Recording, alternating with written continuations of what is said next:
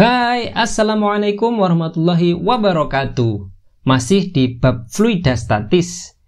Ini adalah video part yang ketiga, dan sekarang kita masuk ke subbab C, yaitu hukum utama hidrostatis. Ketika ada sebuah botol seperti ini, kita taruh di atas sebuah penyangga, kemudian kita lubangi dengan diameter yang sama dan ketinggiannya sama. Jadi kita lubangi di kiri dan kanannya dengan lubang diameter yang sama. Posisinya juga sama di ketinggiannya. Setelah itu kita isi dengan air. Karena diisi dengan air, pasti otomatis airnya akan mancur keluar. Nah, kira-kira air ini akan mancur keluar dengan kekuatan pancaran yang sama atau beda yo antara lubang 1 dengan lubang 2. Kalau jarak mendaratnya air dari masing-masing lubang ke botol ini kita ukur, ternyata panjangnya sama, jaraknya sama, sama-sama X, saya misalkan X.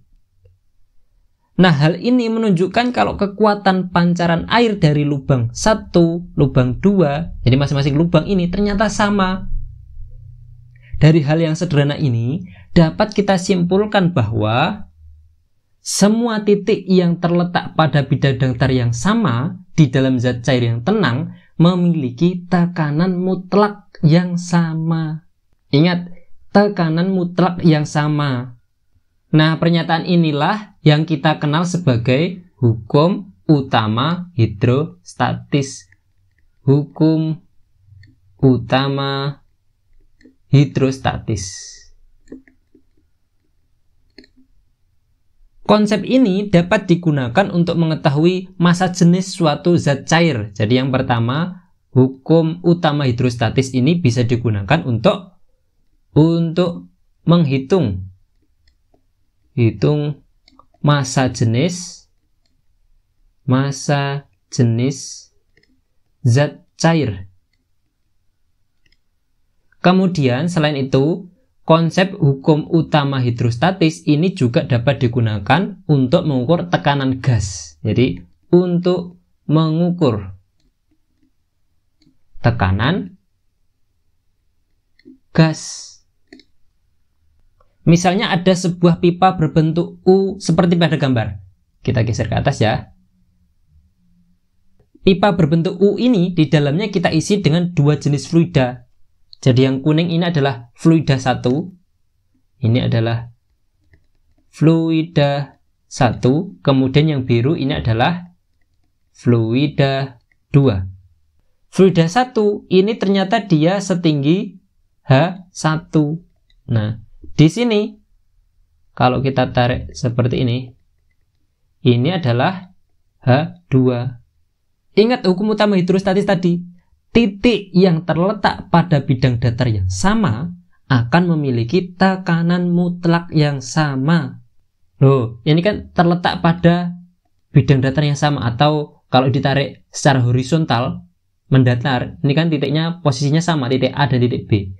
Berarti tekanan mutlak di A, PA sama dengan PB. Ingat bedanya tekanan mutlak dan tekanan hidrostatis pada video part sebelumnya. Nah, sekarang kita lihat di titik A. Di A, ini kan diakibatkan oleh tekanan hidrostatis setinggi H1. pH1 ya. Di sini ujung yang kaki yang fluida 1, ini ujungnya terbuka, sehingga langsung ada atmosfer yang menekan di sini. Berarti ada tekanan atmosfer atau tekanan di permukaannya, di titik 0. P0. Terus yang di titik B, ini juga ada tekanan hidrostatis oleh fluida 2 setinggi H2. Terus di sini karena ujungnya juga terbuka, berarti ada apa? Tekanan atmosfer. Nah, sekarang kalau kita masukkan ke persamaan ini tadi, PA itu adalah pH1 ditambah P0 sama dengan pH2 ditambah P0. Karena nilai tekanan atmosfer di kedua ujung ini kan sama, P0 ini kan sama. Berarti kalau kita pindah ruas, P0-nya, salah satunya kita pindah ruas, maka akan saling menghilangkan, kan nilainya sama. Berarti langsung aja kita seret gini. Terus kita tahu bahwa tekanan hidrostatis pada video sebelumnya, itu kan tekanan hidrostatis sama dengan rho kali G dikali H, rho GH. Nah, rho-nya berarti di sini adalah rho 1, fluida 1 dikali G dikali H1 sama dengan pH 2, rho kali G kali H2. Nilai G kedua ruas ini juga sama. Berarti bisa kita coret lagi, coret. Nah, ini adalah rho 2 ya tadi ya. Loh, berarti di sini tinggal rho 1 dikali H1 sama dengan rho 2 dikali H2. Dari rumus ini, nah kita sudah dapatnya rumus ini, kita bisa mengetahui massa jenis dari salah satu zat cairnya. Dengan syarat, fluida yang satunya lagi sudah diketahui massa jenisnya. Entah nanti yang ditanyakan adalah rho 1 atau rho 2. Nah, tergantung di soal yang ditanyakan yang mana. Pada kasus seperti ini, ada beberapa buku yang menyatakan bahwa yang sama itu adalah tekanan hidrostatisnya. Nah, bisa benar saja seperti itu, tapi dengan syarat, yaitu kondisi kedua ujungnya, jadi ujung kedua lubang ini harus sama kondisinya. Artinya, jika salah satu lubangnya itu terbuka, maka lubang satunya juga harus terbuka. Kalau salah satunya tertutup, maka satunya juga harus tertutup. Nah, kalau seperti itu, bisa nggak usah tekanan mutlak di A sama dengan tekanan mutlak di B. Langsung aja tekanan hidrostatis 1 sama dengan tekanan hidrostatis 2. Nah, perlu dipahami asalkan syaratnya kedua ujungnya sama kondisinya. Kenapa kok bisa seperti itu? Nah, sekarang coba perhatikan gambar berikut. Kita geser ke sini biar kelihatan. Nah, sekarang ada tabung U juga sama. Cairannya juga ada 2, sama persis, tapi yang satunya saya tutup. Jadi tidak ada tekanan atmosfer yang di sini. Yang di sini saya biarkan terbuka. Ingat konsep utama hidrostatis tadi, konsep utama atau hukum utama hidrostatis tadi. Pada titik yang berada satu garis, ini kan tekanan mutlaknya sama, berarti di sini adalah sama dengan yang tadi yang di atas ya. PA sama dengan PB. PA ini yang mempengaruhi apa? Setinggi H1 ini. Misalkan H1 di sini adalah H2. Berarti di sini ada tekanan hidrostatis oleh fluida 1 setinggi H1.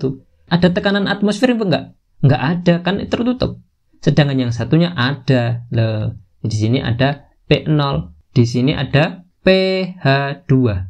Nah, PA sama dengan pH1 sama dengan PB, pH2 ditambah P0 loh. Nah, pada kondisi seperti ini, tekanan hidrostatis di titik A ini berbeda dengan tekanan hidrostatis di titik B, ya kan? Tekanan hidrostatis di titik A berbeda dengan tekanan hidrostatis di titik B. pH1 itu kan pH2 plus P0.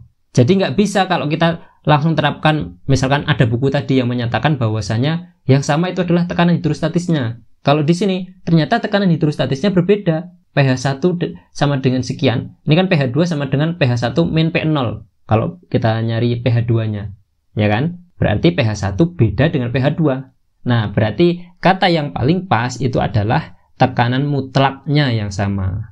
Itu tadi penggunaan hukum utama hidrostatis untuk mengetahui atau untuk menghitung massa jenis suatu zat cair ya. Nah, sekarang bagaimana penggunaannya untuk mengukur tekanan gas? Kan tadi ada 2 penggunaan. Yang pertama bisa untuk menghitung massa jenis, yang kedua untuk mengukur tekanan gas. Nah, sekarang kita yang untuk mengukur tekanan gas. Bagaimana untuk mengukur tekanan gasnya? Nah, di sini kita mengukur tekanan gas. Alat yang pertama ini adalah disebut manometer terbuka ya. Ini adalah manometer terbuka. Dengan menerapkan hukum utama hidrostatis, maka kita tahu tadi ya, tekanan mutlak di A ini sama dengan tekanan mutlak di B. Nah, tekanan mutlak di A ini kan akibat tekanan gasnya ini. Yang ke sini, itu adalah tekanan gas. Nah, kita tulis dulu. Tadi PA itu sama dengan PB. PA ini adalah P gas. Loh, P gas. Ya kan? Ini kan tertutup, tidak ada ruang. Tidak ada udara luar yang mempengaruhi. Sedangkan yang di titik B ini kan ada tekanan hidrostatis pH, ya kan? pH di titik B. Terus di sini ada P0, tekanan udara atau tekanan atmosfer di permukaan 0 atau P0 gitu kan. Berarti sama dengan pH plus P0. Nah, berarti kita bisa mengetahui, kita bisa mengukur tekanan gasnya itu sama dengan rho zat cair yang digunakan. Jadi misalkan di sini zat cair yang digunakan itu apa? Yang seringnya itu yang digunakan adalah raksa. Ini rho dikali G dikali H, hanya adalah tinggiannya ini, ditambah P0. Tekanan atmosfer itu berapa? Kalau ada di ketinggian sepermukaan laut itu adalah 1 atmosfer. Ada satu alat lagi untuk mengukur tekanan gas. Nah, ini namanya barometer raksa. Namanya barometer raksa. Barometer raksa. Sama persis dengan yang di atas sebelumnya tadi. Tekanan di A sama dengan tekanan di B. Berarti PA sama dengan PB. P ini ya, P. Tekanan di A ini kan apa ini? Udara kan? Berarti di sini adalah P0. Berarti P0 sama dengan yang di titik B ini adalah tekanan hidrostatis setinggi H ini. Berarti adalah pH sama dengan pH ditambah tekanan udara di sini. Nah, P udara yang terjebak di dalam tabung. Kalau misalkan P di dalam tabung ini kita kondisikan 0, artinya gak ada ruang atau kita anggapnya sangat kecil sekali ruangnya di situ. Jadi P udaranya ini adalah 0, maka kita bisa mengetahui tekanan pada atmosfer di kondisi alat ini diletakkan. Jadi P0-nya itu sama dengan rho dikali G dikali H. Jadi barometer raksa ini biasanya digunakan untuk mengukur tekanan atmosfer pada suatu ketinggian tertentu. Misal kita ingin mengukur tekanan atmosfer pada ketinggian permukaan air laut misalnya. Jadi ini kita letakkan kita bawa ke permukaan air laut. Ternyata ketinggian raksa pada barometer ini tadi itu adalah sekitar 76 cm. Jadi ketinggian hanya itu misalnya. Misal kita bawa ke permukaan laut. Kita bawa ke permukaan laut. Ternyata hanya itu sama dengan 76 cm. Nah, kita kan sudah tahu bahwa massa jenis raksa, kan yang digunakan di sini adalah raksa. Massa jenis raksa itu sama dengan 13,6 gram per centimeter kubik. Dan percepatan gravitasinya kita pakai 9,8 meter per sekon kuadrat. Maka kita terapkan PA sama dengan PB. PA-nya adalah tekanan atmosfer di ketinggian itu atau di permukaan laut, P0 ya. Sama dengan PB, karena kita anggapnya di sini adalah 0, kita kondisikan di sini 0. Jadi setinggi 76 cm itu berarti di sini langsung sama dengan rho dikali G dikali H. Sama dengan rho-nya berapa? 13,6. Nah, ini kalau kita rubah menjadi kilogram per centimeter per meter kubik, itu berarti kan sama aja dengan langsung aja dikalikan 1000 kali 10 pangkat 3 kilogram per meter kubik. Sedangkan di sini adalah 0,76 meter. Nah, kita masukkan di sini. Kali 10 pangkat 3 dikali 10 dikali 0,76. Hasilnya ini adalah sekitar 1,013 dikali 10 pangkat 5. Tekanan satuannya adalah Newton per meter persegi. Nah, inilah yang kita gunakan sebagai nilai atau tekanan atmosfer pada ketinggian permukaan laut. P0 itu sama dengan 1,013 kali 10 pangkat 5 Newton per meter persegi atau Pascal. Ini sama saja dengan atau Pascal ya. Tekanan di atmosfer di ketinggian permukaan laut itu kan kita kenal 1 atm. Berarti 1 atm itu kan sama dengan 1,013 kali 10 pangkat 5 Pascal. Itu ya. Nah, kita dapatkan ini. Oke, sekarang kita ke contoh soal Nah, ini dia soalnya, contoh soal. Contoh soal 1.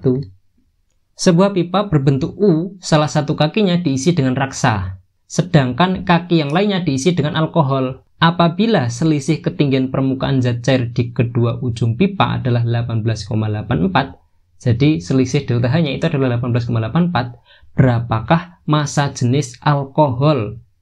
Dan di sini ketahui massa jenis raksanya adalah 13,6 gram per centimeter kubik. Nah, ini yang alkohol ya, di sini alkohol. Alkohol ini adalah raksa. Delta H-nya adalah sebesar 18,84. Jadi di sini adalah delta H-nya sama dengan 18,84 cm. Terus ketinggian alkohol H1 ini sama dengan 20 cm. Terus diketahui lagi rho raksa. Jadi rho raksa atau rho R sama dengan 13,6 gram per centimeter kubik. H2-nya berapa? Berarti kita bisa mencari H2 itu sama dengan H1 dikurangi delta H. Nah, sama dengan H1-nya tadi adalah 20. Delta H-nya berapa? 18,84. Berarti sama dengan 1,16 cm. Ini adalah H2. Yang ditanyakan apa? Ditanya adalah rho alkohol sama dengan berapa? Oke, kita terapkan hukum utama hidrostatis tadi. Berarti di sini adalah PA sama dengan PB. Tekanan mutlak di A sama dengan tekanan mutlak di B. Tekanan mutlak di A ini apa? Berarti di sini adalah kedua ujung terbuka. Berarti di sini ada P0, ada P0. Nah, ini adalah pH1. Ini adalah pH2. Berarti di sini adalah P0 ditambah pH1 sama dengan P0 ditambah pH2. Tekanan atmosfernya kan sama. Jadi coret-coret. pH1 itu kan rho alkohol berarti ya, dikali G dikali H1 sama dengan rho raksa dikali G dikali H2. G juga sama, bisa kita coret lagi. Berarti rho alkohol itu kan sama dengan rho raksa dikali H2 dibagi dengan H1. Sama dengan rho raksanya tadi 13,6 dikali H2-nya adalah 1,16 dibagi dengan H1. H1-nya 20 cm. Berarti kalau kita hitung ini adalah 15,776 dibagi 20 sama dengan 0,79 gram per centimeter kubik. Nah, coba kalian cari rho alkohol, nanti hasilnya sekitar 0,79 atau 0,8 lah. Oke, contoh soal lagi. Contoh soal 2. 3 jenis cairan di dalam pipa U dalam keadaan setimbang seperti pada gambar ini. Rapat massa atau massa jenis ya, cairan 1 itu adalah 2,5 gram per cm kubik dan yang kedua itu adalah 4 gram per cm kubik. Jika tekanan udara luarnya adalah 1 atmosfer, yaitu sama dengan 1 atm itu adalah 76 cm Hg, dan rapat massa raksa, massa jenis raksa itu sebesar 13,5 gram per cm kubik. Yang ditanyakan adalah tekanan hidrostatis di titik A. Nah, PHA ya, tekanan hidrostatis loh ya. Tekanan hidrostatis di A. Kita identifikasi terlebih dahulu diketahuinya. Diketahui rho 1 itu sama dengan tadi berapa ya? 2,5 gram per centimeter kubik. Terus rho 2-nya sama dengan 4 gram per centimeter kubik. Tekanan atmosfernya atau P0 itu sama dengan tadi 1 AT cm atau sama dengan 76 cm Hg. Terus rho Hg atau rho raksa itu sama dengan 13,5 gram per centimeter kubik. Yang ditanyakan adalah tekanan hidrostatis, berarti ditanya pHa sama dengan tanda tanya. Kita jawab.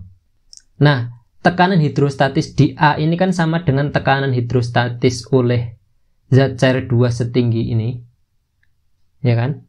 Setinggi ini kita anggap ini H berapa? H1, ini H2 ya.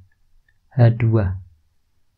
Berarti tekanan hidrostatis di A itu sama dengan pH1 ditambah pH2. Tekanan hidrostatis loh ya. Berarti sama dengan pH rho siapa ini? Rho 1 dikali G dikali H1 ditambah rho 2 dikali G dikali H2. Sama dengan rho 1 berapa? 2,5 dikali. Oh ya, sebelumnya ini kalau kita mau rubah ke dalam kilogram per meter kubik biar G-nya kita mudah pakai 10 itu ya. Nah, 10 meter per sekon kuadrat, jadi biar bisa seperti itu, berarti kita rubah menjadi kilogram per meter kubik. Ini kan sama dengan 2,5 kali 10 pangkat 3 kilogram per meter kubik. Ini berarti sama dengan 4 kali 10 pangkat 3 kilogram per meter kubik. Terus ini kalau kita rubah menjadi Pascal, itu kan sama dengan 1,013 ya. Tapi kita bulatkan aja menjadi 1 kali 10 pangkat 5 Pascal.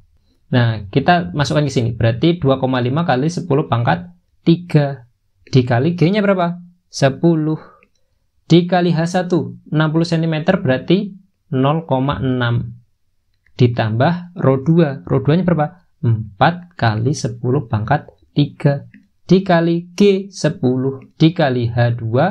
H2-nya adalah sebesar, ini berapa ini ya? 90 dikurangi 60 min 60 berarti sama dengan 30 cm. Ketinggian H2 30 ya berarti ya.